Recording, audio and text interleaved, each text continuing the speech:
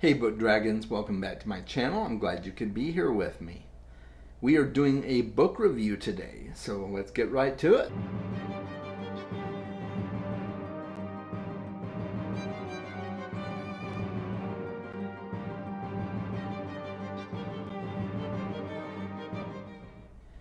So I recently finished reading Wolves of the Calla by Stephen King. This is book 5 in the Dark Tower series. I'm getting so close to the end, guys, and it's kind of bittersweet. I'm really excited to get to the end and see how it ends.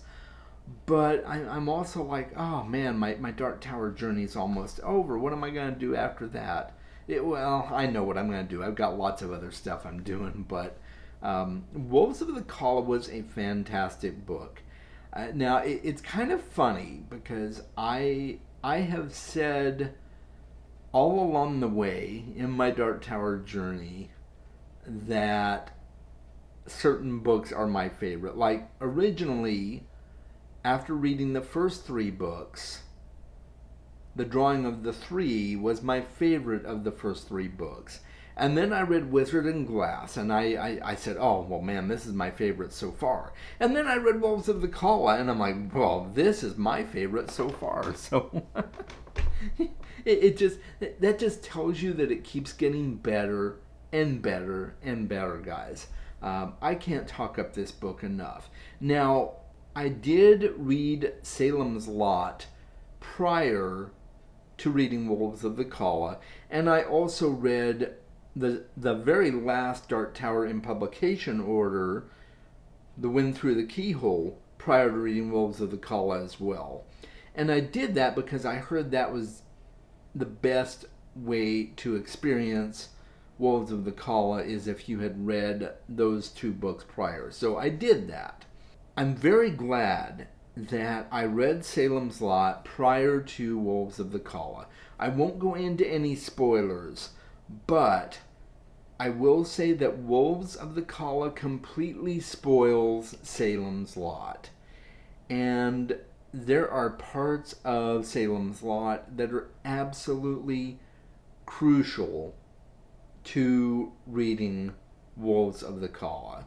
There is a significant overlap between the 2 stories, and I think you would be doing yourself a great disservice if you are working your way through the Dark Tower series, or you're thinking about reading the Dark Tower series, and you're not planning on reading Salem's Lot. You are really doing yourself a great disservice because, in my opinion, you will not experience everything that you can possibly experience about Book 5 without reading Salem's Lot. That's my personal opinion. I know a lot of King fans will agree with me. I know a lot of other King fans may say, well, you don't need to, and that's fine. I'm not saying you absolutely have to. You do what you want. But if you're reading The Dark Tower and you don't read Salem's Lot, I think you miss out on a lot. You're going to meet characters in The Wolves of the Calla that are fun characters, and you get enough of a backstory on them from reading the book, but you will understand a lot more about them if you read Salem's Lot. So that's my big soapbox about reading Salem's Lot before Wolves of the Calla. Take it or leave it. Don't do as I say. Do what you want to do. It's all good. That's just my suggestion. Wolves of the Calla is just a mind-bending book. It really is. The Dark Tower series has consistently blurred genres, and it's no different in this book. You've got elements of portal fantasy, science fiction, westerns, classic fantasy, you name it, it's there. There's allusions to The Wizard of Oz, to The Lord of the Rings. Classic science fiction pops up constantly in this book. There's pop culture references all over the place. They've even got a couple of mentions of Harry Potter in the book. I mean, it was just a wild ride, guys. And I think that this is just one of the most well-written books that I've read from Stephen King yet. The pacing of the book was phenomenal. It just kept going. I mean, there were slow parts, right? With any story, you've got to have some story building and world building in there. But the plot was just really well carried out. There were some mystery elements in there and a lot of suspense that just kept you guessing the whole way. There was a question about who the wolves of the Calla are all the way up until almost the end of the book. And up until that point, you were trying to figure out, okay, what actually are they? And you literally don't find out until almost the end of the book. And you would think that that would make you lose interest in the story, but it doesn't. The way King weaves the tale just, makes you anxious to get that next little morsel of information. Some of the things that I thought were really cool, I'm going to try not to spoil anything, but there are stones in this book, almost like you would think to see in a fortune teller's lair, seeing stones, that sort of thing. And I have a mind that Stephen King pulled it right out of Lord of the Rings. It instantly reminded me of the Palantir from Lord of the Rings, and that was just really, really cool to see the way that Stephen King took this classic fantasy trope and turned it on its head and weaved it seamlessly into his story. In my personal opinion, I thought it was extremely well done.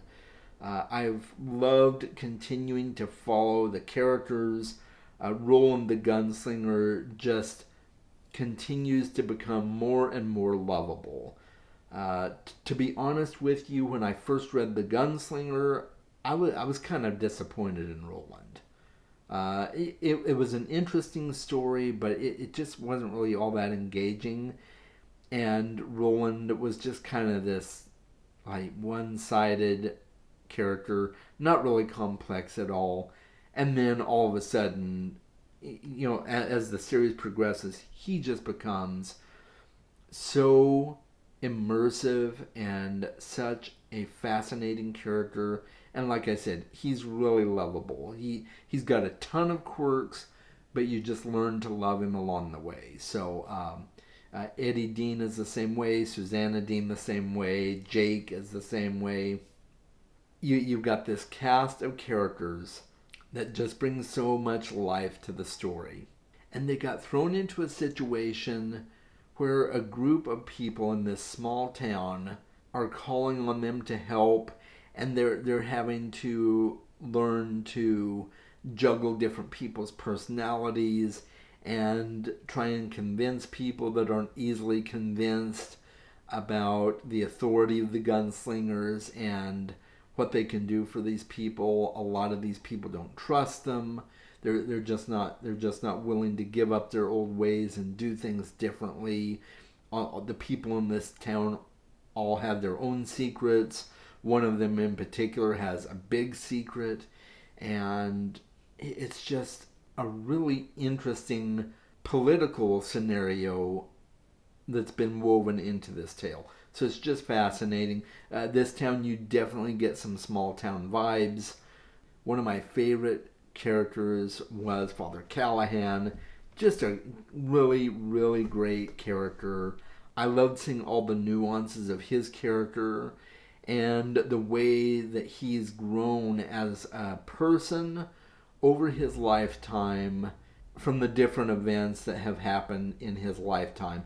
And if I say any more, it's going to spoil things for you, and I don't want to go there, so I won't. There is a lot of back and forth between Roland's world and other worlds. The Dark Tower is built around the premise that there are other worlds than these. And so there's a lot of back and forth between Roland's world and other worlds, one of which resembles our modern world, modern day New York, at least in the 80s.